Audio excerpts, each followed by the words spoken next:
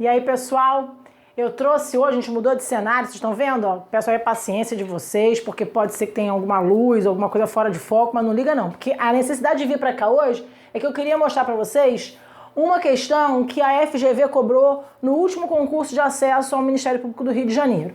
E é uma questão importante porque a leitura de imagens é algo muito necessário na vida cotidiana. As bancas de concurso não estão alheias a isso, certo? E aí, então, o que tem ocorrido? Tem ocorrido que as bancas têm cobrado com muita frequência questões que envolvem leituras de imagens, certo? Essa é uma questão em que a FGV pedia que você identificasse na charge um texto basicamente não verbal, a figura de linguagem predominante, a figura de linguagem que se fazia visível ali. Bom, pode isso, professora? Pode, sabe por quê? Porque a figura de linguagem não é uma figura de língua, então ela não se aplica só à linguagem verbal, ela se aplica também à linguagem não verbal. E aí, então, a banca pedia que você identificasse a figura de linguagem predominante em um desses 5 tipos. Ou era uma antítese, um paradoxo, uma metonímia, um pleonasmo ou um eufemismo.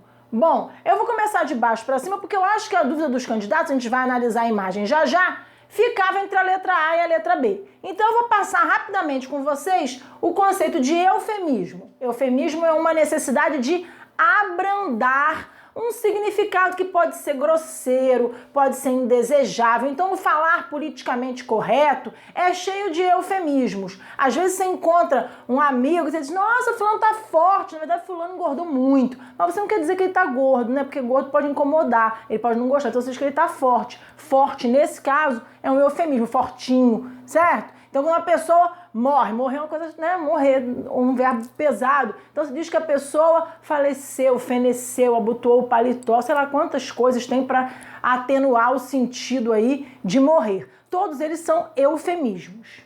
E pleonasmo? Pleonasmo tem 2 tipos. Tem um tipo de pleonasmo que é vicioso. Tipo assim, entrar para dentro, subir para cima.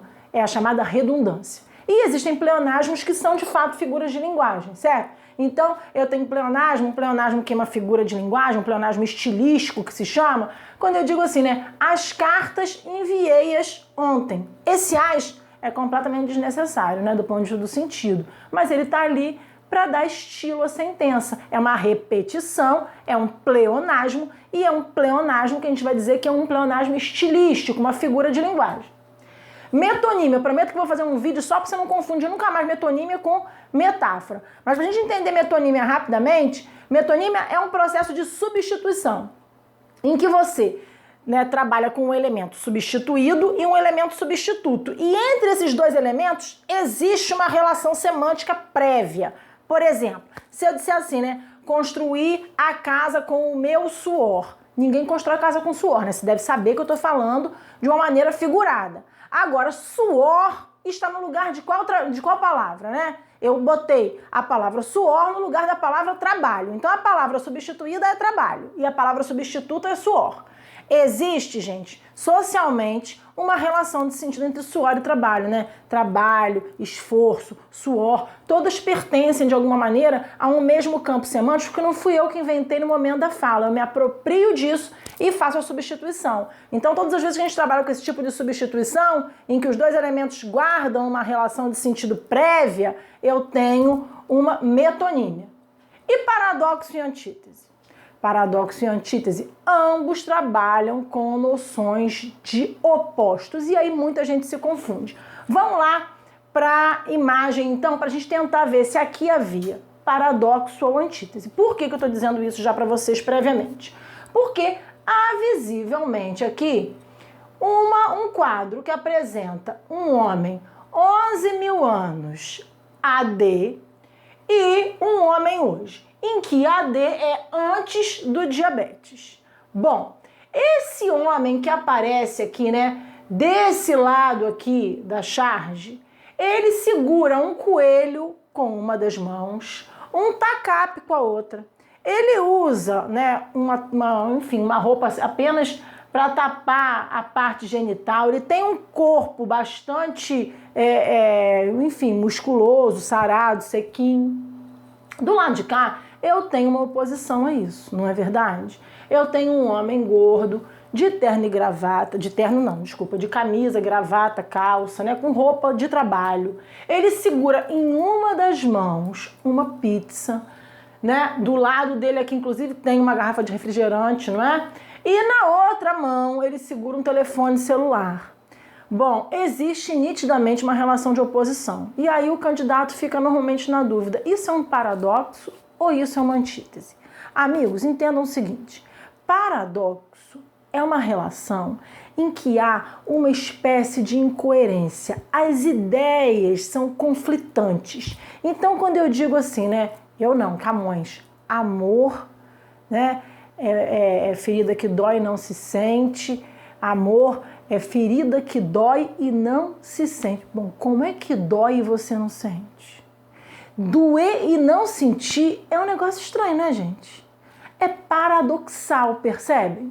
Existem situações cotidianas muito paradoxais, não é? Então a gente, por exemplo, come pizza com Coca Zero. Tomar pizza com Coca Zero é paradoxal, né? Tudo bem, você vai ter 1000 justificativas para fazer isso. Mas você há de convir que é uma coisa relativamente estranha. Ou seja, você tem ideias que são conflitantes. A antítese, por sua vez, se caracteriza pela oposição de signos. Existem elementos, signos que se opõem um ao outro. Então, quando eu uso, né, na linguagem verbal, aquela com a qual você está mais acostumado, bem e mal, vida e morte, certo? Claro e escuro, doce e amargo, são pares de signos que se opõem e que estabelecem o confronto.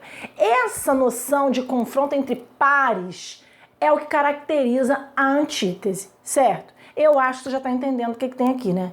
Porque olha só, nós temos necessariamente aqui vários signos, só que não são signos verbais, são signos não verbais, que se opõem entre si.